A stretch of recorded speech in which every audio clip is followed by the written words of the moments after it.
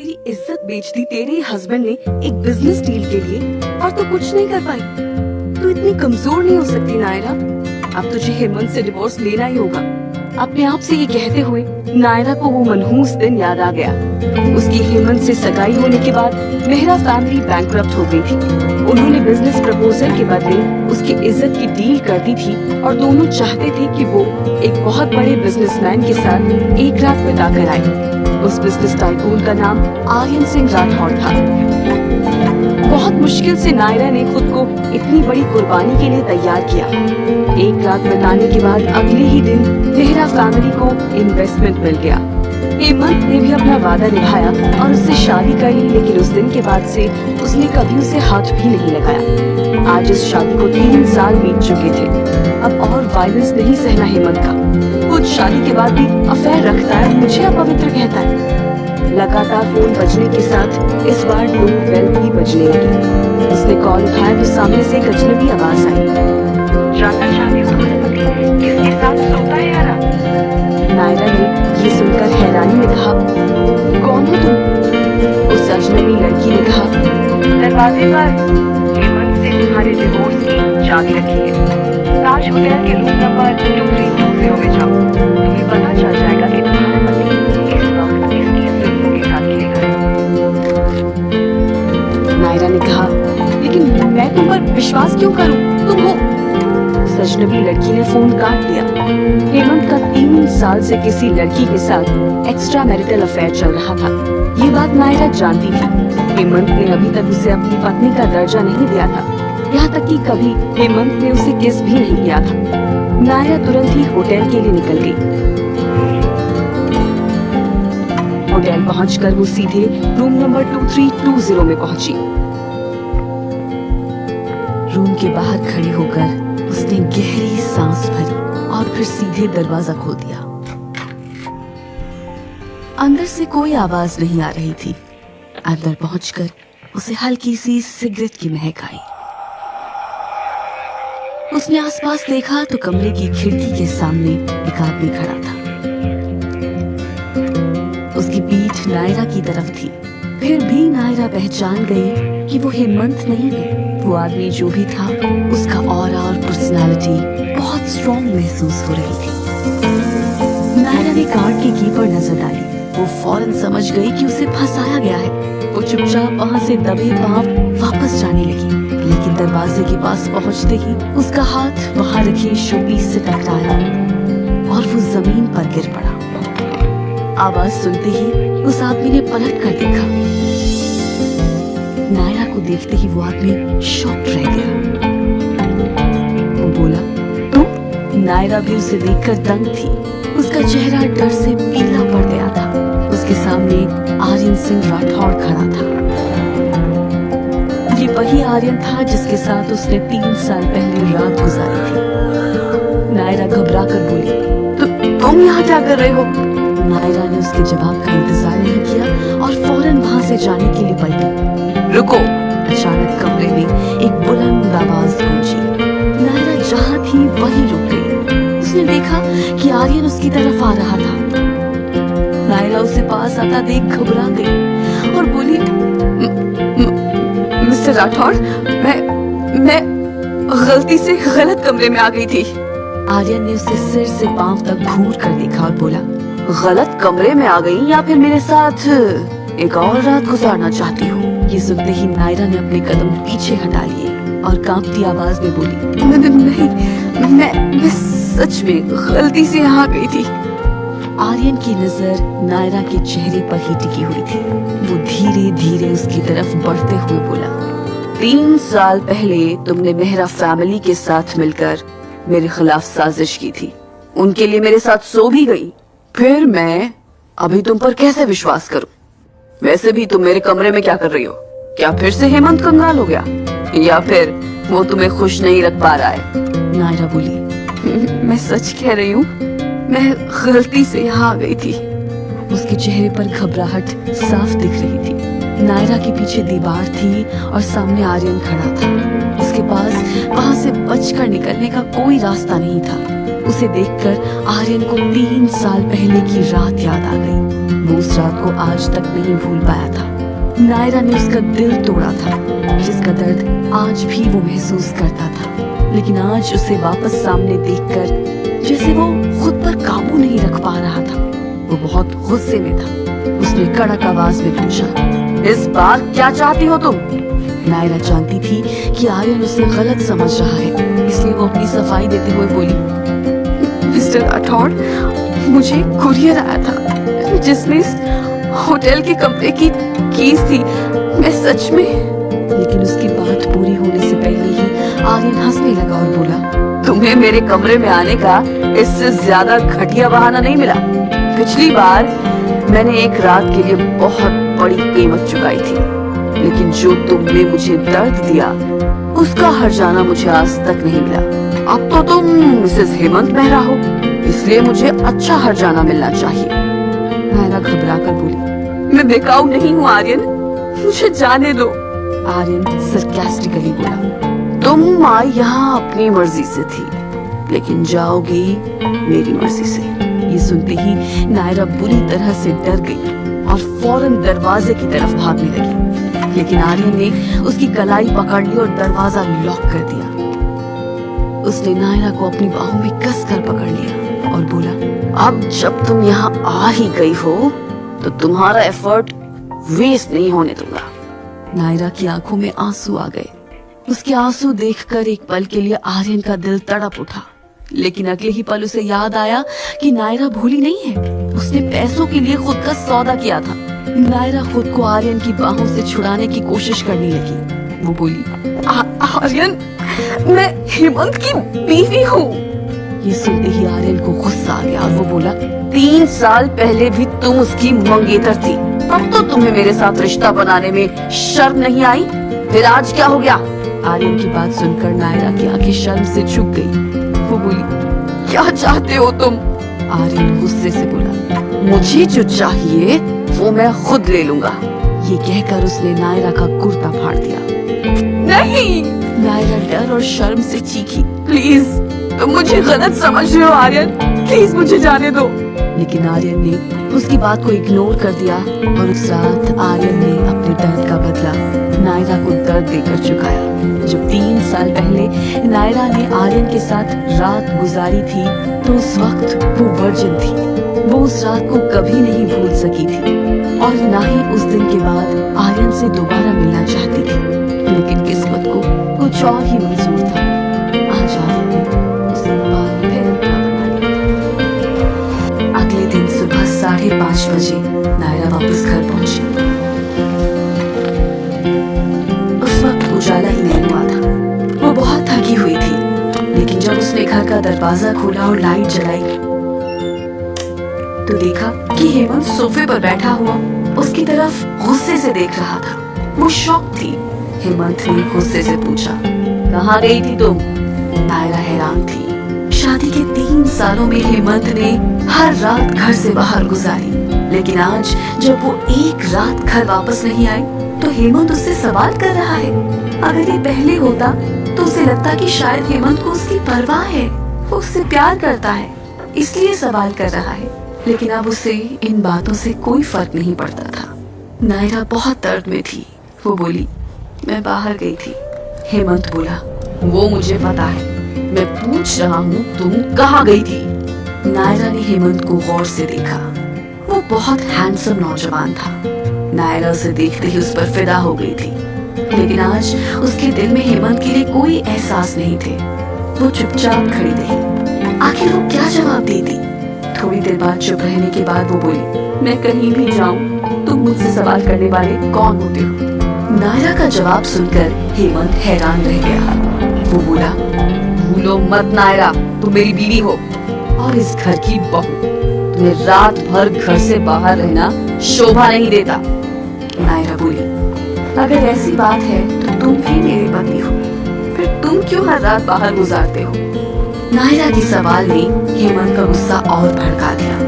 वो नायरा का चेहरा देखते ही समझ गया था कि नायरा के साथ क्या हुआ है, इसलिए उससे अपना गुस्सा कंट्रोल नहीं हो रहा था। उसकी बीवी ने किसी और के साथ रात बिताई थी। नायरा आगे बोली, जब तुम अपनी गर्लफ्रेंड के साथ रात गुजारते हो तो कभी सोचा है मुझे कैसा फील होता होगा? हेमंत चिढ़कर बोला, मैं मर्द हूँ, मैं जो चाहे कर सकता हूँ, तुम्हारी मुझसे सवाल करने की औकात नहीं है।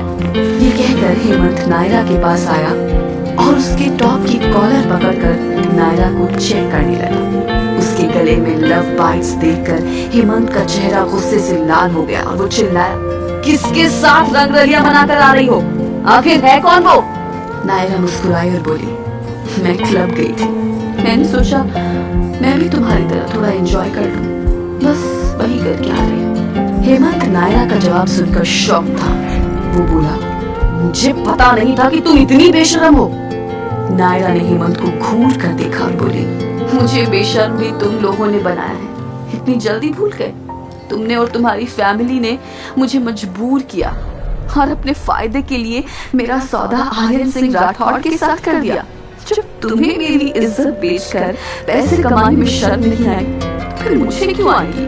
हेमंत बोला, मुझे तुम्हारी शक्ल से घृणा आ रही, तुम बहुत ही बेशर्म और मतलबी लड़की हो, शादीशुदा होते हुए भी किसी और के साथ रात गुजार कर आ रही। हेमंत की बातों ने नायरा का दिल छलनी कर दिया। उसकी आंखों में आंसू आ गए और वो बोली, हाँ मैं हूँ बेशर्म और मतलबी, लेकिन तुमसे कम। फिर वो गहरी सांस भरकर बोली, हेमंत मुझे तलाक चाहिए। तलाक की बात सुनते ही जैसे हेमंत गुस्से से पागल हो गया। वो बोला, पागल हो गई हो क्या? तलाक का ख्याल भी तुम्हारे मन में आया कैसे? नायरा अपने गुस्से पर काबू नहीं रख सकी और बोली, क्यों, क्या गलत कहा मैंने? तुमने और तुम्हारे बाप ने मिलकर मेरी जिंदगी बर्बाद कर दी और अब क्या मेरी जान लेना चाहते हो तुम? नायरा किसी के लिए बलि का बकरा नहीं बनना चाहती थी। उसके दिल में हेमंत के लिए जो फीलिंग्स थी वो खत्म हो चुकी थी। फिर उसे किस बात का डर? हेमंत को नायरा की बात सुनकर गुस्सा आ गया। वो बोला, मुझे छोड़कर कहाँ जाओगी तुम? घर से बाहर निकलते ही तुम्हें पता नहीं कितनी मुश्किलों का सामना करना पड़ेगा। नायरा सुनकर हंसी और बोली, और तुम्हें लगता है कि मैं इस घर में सेफ हूँ? तुम भूल गए कि तुमने कैसे मुझे ड्रग देकर आर्यन के पास भेजा था। हेमंत चिढ़कर बोला, अगर तुम्हें उस बात से इतनी ही प्रॉब्लम है तो फिर तुमने उस रात के बाद खुदकुशी क्यों नहीं की? तुम्हें शर्म क्यों नहीं आई जब आर्यन ने तुम्हें इतना टॉर्चर किया कि तुम्हें हॉस्पिटल में भर्ती होना पड़ा? तब तुम क्यों नहीं मर गई? नायरा उसकी बात सुनकर दंग थी। हेमंत ऐसा कहेगा कि उसने कभी नहीं सोचा था। उसे एक एक करके सारी पुरानी बातें याद आ रही थी। हेमंत ने 3 साल तक उससे इस बारे में कोई बात नहीं की, लेकिन अब डिवोर्स का नाम सुनते ही उसके अंदर का जहर बाहर निकल रहा था। नायरा को एहसास हुआ कि अब उसके दिल में हेमंत के लिए कोई एहसास नहीं बचा था, नफरत का भी नहीं। नायरा गुस्से से चीखी, मैं क्यों अपनी जान दूं? शर्म से डूब कर मरने वाला काम तो तुमने किया था, फिर तुम अपनी जान क्यों नहीं दे देते? तुम इतने घटिया इंसान हो हेमंत, पैसों के लिए तुमने अपनी बीवी को किसी और के साथ सुला दिया और तुम्हें लगता है कि तुम इससे बड़े बिजनेसमैन बन जाओगे। अरे अगर इज्जत और शोहरत पानी है तो उसके लिए मेहनत करना सीखो। वैसे भी तुम इज्जत पाना डिजर्व नहीं करते। ये सुनते ही हेमंत का चेहरा गुस्से से लाल हो गया। उसने नायरा का गला पकड़ा और गुस्से से बोला, अच्छा तो मैं बेशर्म हूँ और तुम उससे भी ज्यादा बेशर्म हो। हेमंत के गला दबाने की वजह से नायरा की सांस अटकने लगी। वो खुद को छुड़ाने की कोशिश करने लगी, लेकिन हेमंत ने उसका गला और जोर से दबाना शुरू कर दिया। वो बोला, बेशर्म औरत, मैं तुम्हारी जान ले लूंगा। हेमंत की आंखों में अजीब सा पागलपन दिख रहा था। नायरा को एहसास हुआ कि उसकी जिंदगी में जितने भी लोग हैं सब सिर्फ उसका फायदा लेना चाहते हैं। उसकी फीलिंग्स की किसी को परवाह नहीं। आज सुबह होटल से निकलने से पहले आर्यन ने उसे धमकी दी थी कि अगर उसने हेमंत से तलाक नहीं लिया तो उसके लिए अच्छा नहीं होगा। वो जानती थी कि आर्यन जैसा पावरफुल आदमी कुछ भी कर सकता है। नायरा का दम घुटता देख हेमंत घबरा गया और उसने नायरा को छोड़ दिया। नायरा जमीन पर गिर पड़ी। थोड़ी देर बाद जब उसकी सांसें संभली तो उसने आसपास देखा तो कमरे में उसके सिवाय और कोई नहीं था। वो थोड़ी देर तक जमीन पर ही लेटी रही। कमरे में काफी सारा सामान बिखरा हुआ था। काफी देर तक सोचने के बाद उसने अपना मोबाइल उठाया और पुलिस का नंबर डायल किया। दूसरी तरफ से हेलो की आवाज आती ही उसने कहा, हेलो पुलिस स्टेशन, मेरे पति मेरी जान लेना चाहते हैं।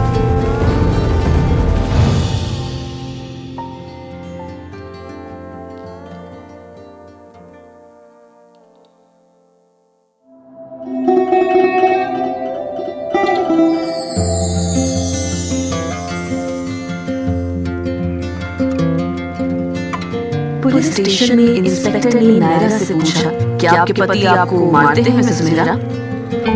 वो लोग नायरा का कन्फेशन रिकॉर्ड कर रहे थे। नायरा उनके सामने सिर झुकाकर चुपचाप बैठी हुई थी। उसके बाल बिखरे हुए थे और वो बहुत बेसहमी सी दिख रही थी। पहले वो कहीं भी जाने से पहले खुद को बहुत सजाती संवारती थी, लेकिन इस वक्त उसे डिवोर्स के सिवा और कुछ याद नहीं था।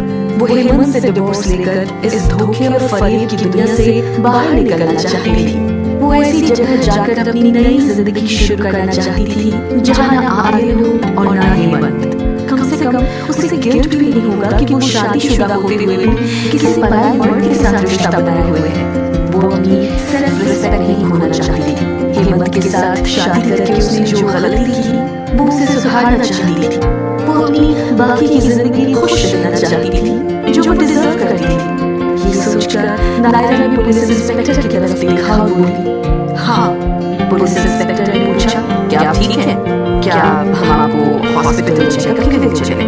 नायरा ने हामी भर दी। पुलिस इंस्पेक्टर ने अपने स्टाफ से बात की और कहा, मिसेस मेहरा, आप मेरे 2 कांस्टेबल्स के साथ हॉस्पिटल चलिए, मैं आपसे चेकअप के बाद मिलता हूँ। नायरा उसे थैंक्स बोलकर वहां से चली गई। ठीक उसी वक्त शहर के दूसरे कोने में राठौड़ मेंशन में आर्य को एक मैसेज आया जिसमें लिखा था, सर, मिसेस नायरा ने पुलिस में हेमंत मेहरा के खिलाफ रिपोर्ट दर्ज की और कहा है कि वो उसे बहुत मारते पीटते हैं। आज तो हेमंत ने उसकी जान लेने की कोशिश की। इस वक्त वो पुलिस के साथ हॉस्पिटल चेकअप के लिए जा रही है। आर्य मैसेज पढ़कर कंफ्यूज हो गया। उसने फौरन फोन डायल किया और पूछा, ये सब क्या है? मिस नायरा सुबह घर पहुंची तो हेमंत ने उनकी जान लेने की कोशिश की। आर्य ने पूछा, एक दिन पहले क्या हुआ था? सर, मिस नायरा आपसे सच कह रही थी। उस दिन मैंने सच में किसी कोरियर से आपके होटल रूम की कार्ड भेजी थी। ये पार्सल जिसने भेजा था उसका नाम रश्मि है। आर्य ने पूछा, ये रश्मि कौन है? रश्मि नायरा मैम की बेस्ट फ्रेंड है। उसके चाचा ताज होटल में मैनेजर है, इसलिए उसके लिए कार्ड की चुराना कोई बड़ी बात नहीं है। आर्य कुछ सोचकर बोला, इसका मतलब कोई नायरा को फंसाना चाहता था। एक काम करो, जो डॉक्टर नायरा का चेकअप करने वाला है उसे खरीद लो और बोलो कि रिजल्ट नायरा के फेवर में मिलना चाहिए। काम हो जाएगा सर। इसके बाद आर्य ने फोन रख दिया। वो अपनी स्टडी खिड़की पर खड़ा होकर बाहर का नजारा देख रहा था। थोड़ी देर तक सोचने के बाद वो जल्दी से अपना कोट लेकर बाहर निकल गया।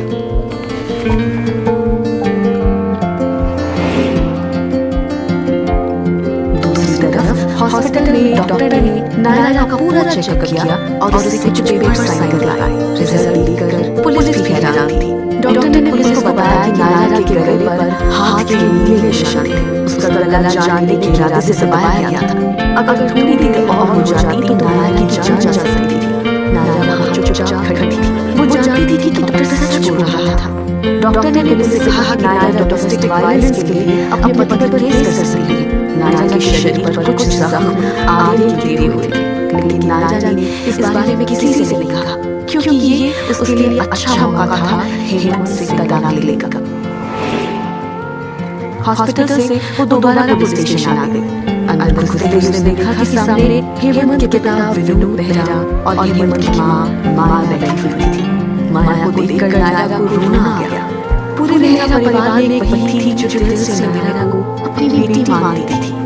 माया उसे देखते ही उसकी तरफ दौड़ी और पूछा, नायरा बेटा, ये सब क्या हो रहा है? तुमने पुलिस में रिपोर्ट क्यों की? क्या हम आपस में बात करके इस मामले को नहीं सुलझा सकते? माँ, अचानक नायरा को लगा जैसे उससे बहुत बड़ी गलती हो गई हो। उसे पुलिस में कंप्लेन नहीं करनी चाहिए थी, लेकिन वो डिवोर्स लेने की जल्दी नहीं थी ये भूल गई कि ये सब देखकर माँ को कितना दुख होगा। उसे हेमंत के खिलाफ कंप्लेन करने का कोई पछतावा नहीं था, लेकिन अपनी सास को देखकर वो बहुत गिल्टी महसूस कर रही थी। नायरा उनसे सिमट कर रोने लगी। माया बोली, मैं तुम्हारे साथ हूँ बेटा, डरो मत, बताओ बात क्या है। लेकिन नायरा के कुछ कहने से पहले ही पीछे से आवाज आई, आप लोग बाद में बात कीजिएगा, पहले हमें हमारी इन्वेस्टिगेशन पूरी करने दीजिए।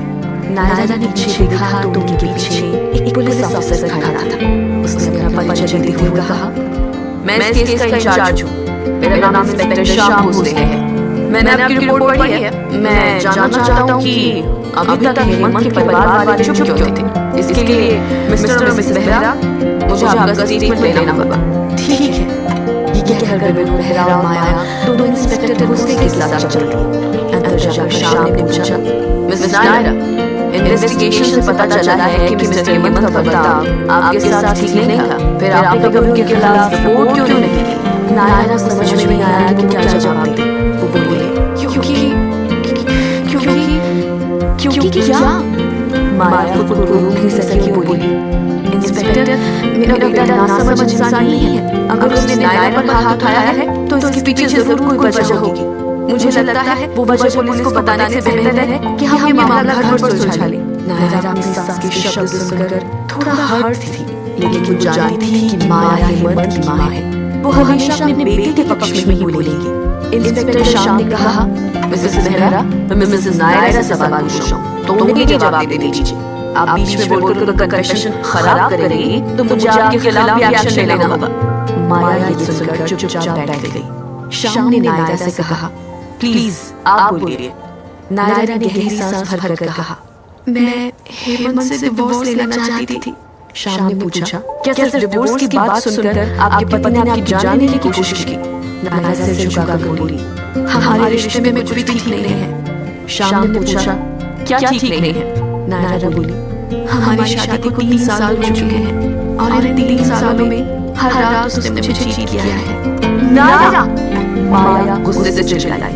वो नहीं चाहती थी कि उसकी बहू पुलिस के सामने उसके बेटे के खिलाफ बयान दे। वो बोली, नायरा, आगे कुछ मत कहना, तुम मेरे साथ घर चलो, मैं तुमसे वादा करती हूँ मैं सब कुछ ठीक कर दूंगी। नायरा ने माया की तरफ देखा और बोली, माँ, आई एम सॉरी, पर मैं ऐसा नहीं करूंगी।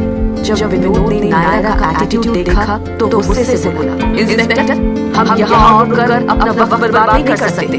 आगे हमारी रेपुटेशन का सवाल है। आप नायरा हमारे साथ भेज दीजिए, ये हमारे घर का मामला है, हम घर पर सुलझा लेंगे। विनोद की बात सुनकर शाम ने नायरा से पूछा, मिसेस नायरा, क्या आप भी नहीं जानती हैं? बिल्कुल नहीं। नायरा बोली, वो जानती थी कि घर जाकर वो लोगों से चुप करवा देंगे और उसके डिवोर्स लेने के सारे रास्ते बंद कर देंगे। विनोद जानता था कि नायरा हेमंत से तलाक क्यों लेना चाहती है। उसने गुस्से से नायरा को घूर कर देखा और बोला, नायरा, तुमने कहा कि शादी के बाद से हेमंत तुम्हें चीट कर रहा है, लेकिन तुमने पुलिस को इसकी वजह नहीं बताई। नायरा ने सुनकर शॉक थी। विनोद बोला, अगर तुम एक अच्छी बीवी होती तो वो क्यों चीट करता तुमसे? मेरे बेटे पर इल्जाम लगाने से पहले अपनी कार्यकर्तों के बारे में भी तो बताओ। नायरा शॉक थी। उसे समझ नहीं आ रहा था कि क्या जवाब दे।